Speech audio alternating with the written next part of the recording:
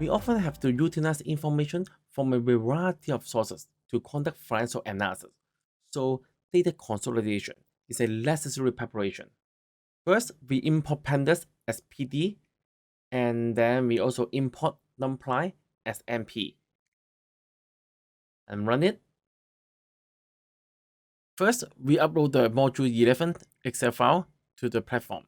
Then, we type df1 equal pd.read excel module 11.excel sheet 1. And we are going to download 6 sheets from this Excel file. So here we want to copy the selection, and then we actually paste it 5 times, and we change it to df2, df3, df4, df5, and df6. And then we get it from sheet 1, 2, 3, 4, 5, and 6. And you run it, done. Next, here we want to show all the columns and rows in our data frame. So let's type pd.set option display maximum column none to show all the columns in the data frame. And we copy this and we paste it and we type rows instead of columns here, and you run it, done. We can increase the information contained in each record by adding new columns. We can use the merge method to add the columns in the new dataset to our original dataset if we have common columns. We can use the merge method to add the columns in the new dataset to our original dataset if they have common columns. df1 and df2 have a common column name. So when we merge them using the pd.merge df1, df2, and we should be able to see that the record Francis and Isabel show up because these two records appear in both data frames. If you are not sure about the values in the common columns are all the same between the two datasets, we better to set a key column in merging by using the on parameter. Here, when we type pd.merge df1, df3, and when we run it, we actually see that there's no record found. But if you ask pandas to merge based on column name, and you run it again, you should be able to find that there are 2 records found. There are 4 types of data merging. Inner, which is the default. It means that you are going to return rows that exist in both datasets. Another option is outer. Outer means that you are going to return rows that exist in any dataset. It means you are going to display all the rows. So here we type df equal pd.merge df1, df3, how equal outer. And then when you run it, you should be able to see that now we're going to get all the records in both datasets. Left means that you're going to return rows that exist in the left dataset only. So here we type left, and then we run it. You should be able to see that we only get Evan, Francis, and Isabel. So right means that you're going to return rows that exist in the right datasets only. And now you should be able to see that we have Francis, Isabel, and Rose. And then let's try, we type inner here. Again, you can't find any because we cannot actually merge it because there's no exact record find. If the index column does not carry the same name in the two datasets, we can set the index column individually in each dataset. Here we type pd.merge left on name. It means that the merging column in the left hand side is the column name, and then right on student. It means that in the right hand side dataset, we use the column student to merge. And here we set outer, and you run it, you should be able to see it now. The column name is merged with the column student. Suffixes parameter allow us to add suffixes to the column names of overlapping columns in the two datasets. So we add drop to the name of the duplicate columns in the first left dataset. And then we type pd.merge left on name and right on student how equal outer, and then surfaces drop. Then you're going to drop out those duplicate columns. And when we run it, now you should be able to see that all duplicate columns are dropped out. We can use drop method to drop a duplicate or unneeded column. So here show two methods for us to drop column which contains the drop in their name. To keep our dataset updated, we need to periodically add new records to our existing dataset. Concat method can help us to easily add new records to our existing dataset. We can actually try to use the function concat here. You are going to add df5 record to df1. So when you type this code, you should be able to see that record in df5 is now adding to df1. Python combines datasets based on their column names, so we have to ensure that the same column has the same name in the two datasets. Here we can use the rename function. So rename columns earnings to a new name salary and in place equal to true. Then we are going to adding df5 to df1 and let's show it the result. Now you should be able to see that there's only one column, which is salary. If we want the index of new rows to follow the sequence of the original dataset, we can set ignore index equal true as a parameter. Here we type concat df1 df5 and then ignore index equal true. When we run it, you should be able to see that now the index is from 0 down to 5. We can use setIndex method to assign column as the index column and set the drop parameter as false if we want to keep the original column in our dataset. So here we set setIndex name in place equal true, drop equal false. And df, when we run it, you should be able to see it now, the index become name. Then we can also use drop duplicates method to help us to drop duplicate record in a specific column. So let's type df.drop duplicate and subset name in place equal true. And then we type df and you run it, you should be able to see the result. Drop duplicate is used to keep the first duplicate record and delete other duplicate records. We can actually set the keep parameter to last to keep the last record instead. Here we type df.drop duplicate subset name and in place equal true.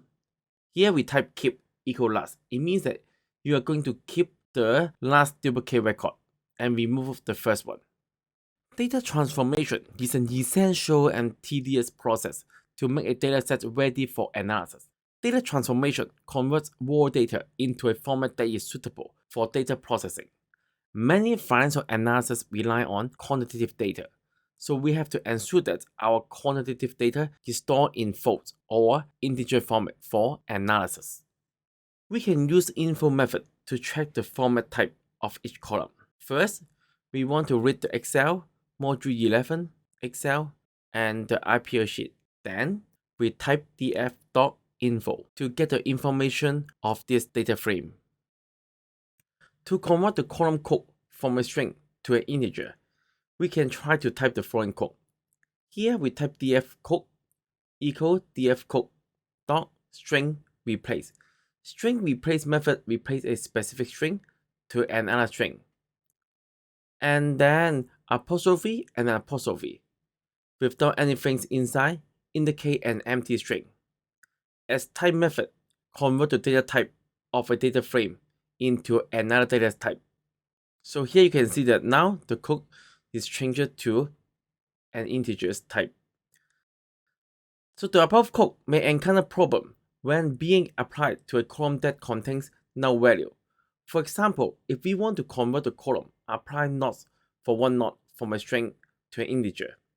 We type a similar code and we also use the string dot replace and we also use as type. Then when we run this code, you should be able to see there's an error. This code will raise an error saying that cannot convert float NaN to integer. So we need to deal with the NaN value before data type conversion. One approach is to convert all NaN value to a specific number and convert the specific number back to a NaN value after the conversion of a string to an integer. The specific number can be any number other than those numbers that exist in the column. So here, in the first statement, we use the string method to replace the space not string to an empty string first. Then, in the second code, we use the fillNA method to replace all the NaN values to be -1, as investor cannot apply for negative number of shares. Now, after dealing with the NaN value, we can convert the data type. Here, we want to convert the type to integer. However, we will encounter an error in running the third line of code. The reason is that one record wrongly input the word LOR instead of LOT. Thus, Python is unable to convert 10 LOR to a number. To deal with this problem, we can delete the word LOR, like what we do for the word LOT. Here, we type df applies loss for 1 not, and then df apply loss for 1 not, and we use string replace. This time, we are going to replace LOR to empty. And finally, we can convert the data type to integers, and we store the value of -1 back to a NaN value using the following code. So this line actually helps us to do the conversion to convert to integers. And next line, what we're going to do is to replace the value -1 back to NaN value.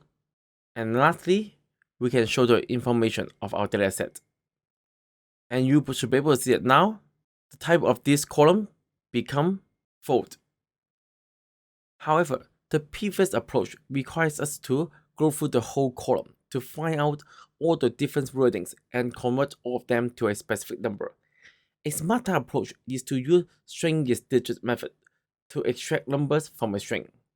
Using this approach, we do not need to read through the whole column to consider different use of words, capital letters, and spelling mistakes. To convert the column, apply nots of 1 not from a string to an integer. Now we try to use another code. For k in range 0, length df. So we set the value of k from 0 to the last index number of the data frame.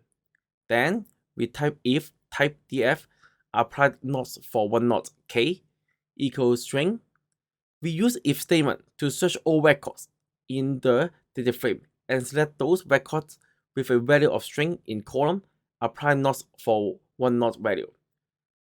Then we can avoid the error of getting characters from a NaN value. Next, we type df.log k apply loss for 1 not, join, filter, string is digit. So when we use string is digit to verify whether characters in the string are numbers, then we use the filter method to extract those numbers and store them in the list. Finally, we use join method to join those numbers characters to be a string that can be converted to a float number next.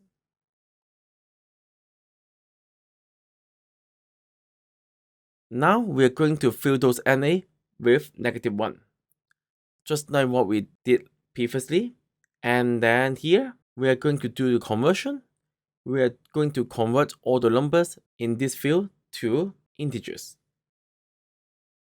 And lastly, what we want to do is to replace the numbers -1 back to its original value, which is NaN.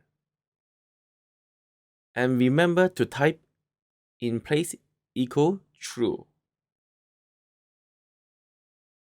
Then we type df.info, and when you run it, now you can see that we can get the result. Or if you type df, you can also track the exact number that's shown in our data frame. One column can provide more than one piece of information. the column name includes two pieces of information.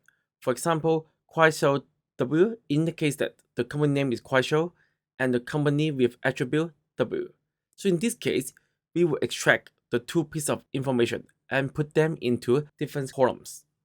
We can decompose a column using map method, lambda, and split method. Map method returns a list of the result for a given function. Lambda is a sort function with only one expression. And lastly, split method split a string into a list, where 0 is the first element in the list. To convert the column name into two columns, one with the column name and one with the attribute, whether n will be assigned to IPO without an attribute. First, we type company, df name, map, lambda, x split by -0. The lambda function returns anything before hyphen to the company list.